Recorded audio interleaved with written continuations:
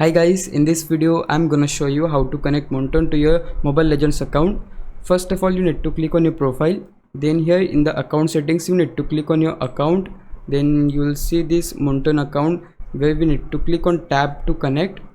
Then here you need to fill your email address.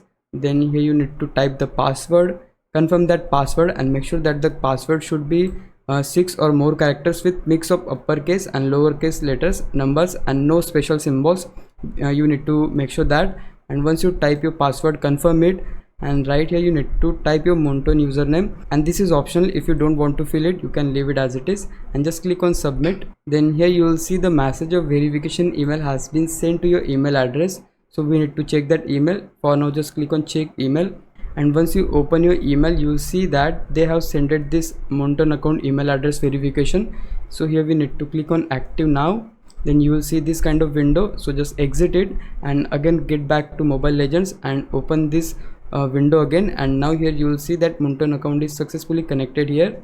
And that's how you can do this. If you found this video helpful, please leave a like, consider subscribing my YouTube channel. I'll meet you in the next one. Bye bye.